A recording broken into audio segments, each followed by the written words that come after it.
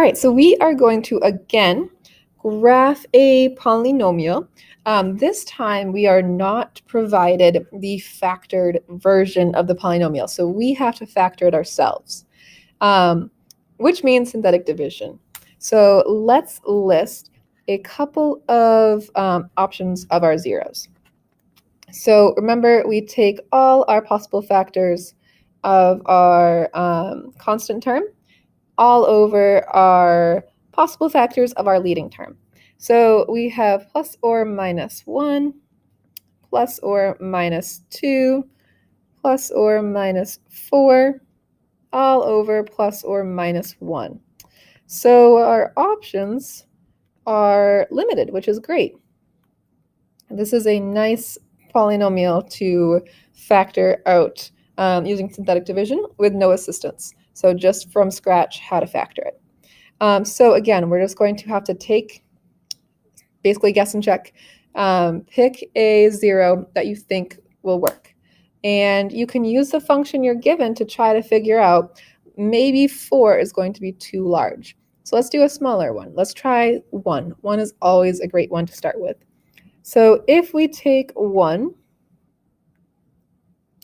as our possible zero, and then we again take our coefficients, so -1, 1, -4, and 4. So synthetic division, carry down that -1, multiply. So 1 times -1 is -1, add, multiply, add, and multiply, and then finally add. So we got a remainder of 0, so that's awesome. So 1 does work. So now our function is x minus 1 times -x squared minus 4.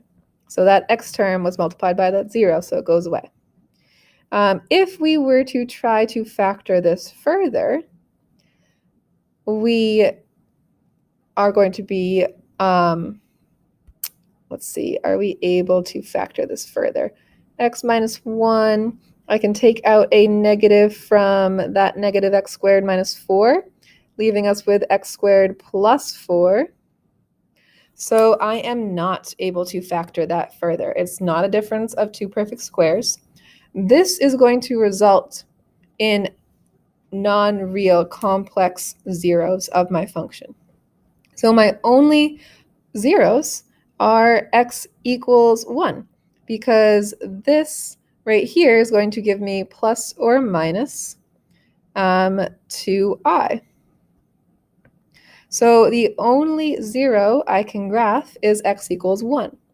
And it's coming from a multiplicity of 1, so it's an odd degree factor, which means that we are going to cross through that x-intercept, and we are not going to bounce off of it.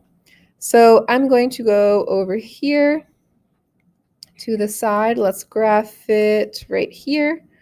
Let's graph it right here. So at 1, we have a 0, and we are going to cross through it. So that's steps 1 and 2, figuring out what your zeros are, and if you are going to cross or bounce on that x-intercept. So let's go back to our steps. We've got 1 and 2 done. Now we need to figure out 3, so your y-intercept. So again, plugging in 0 for your x's. So if you plug in 0, we are going to just be left with 4. And if we want to see that, let's move it right here. What is f of x when we plug in 0 for all of the x's? And then plus 4. So our y-intercept is 4. And let's graph that. So 1, 2, 3, 4. So our y-intercept is 4. That's step 3. And then step 4 is figuring out end behavior. So we have an odd degree, and it's a negative term. So an odd degree negative term, let's look at our graph. That means that we are going to be going up. Oops, let's change that color.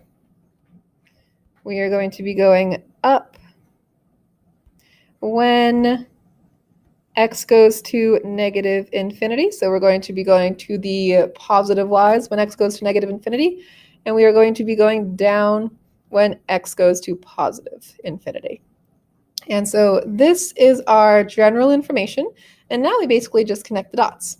So I know that on the left side of my graph, I am going to be going from the positive infinity.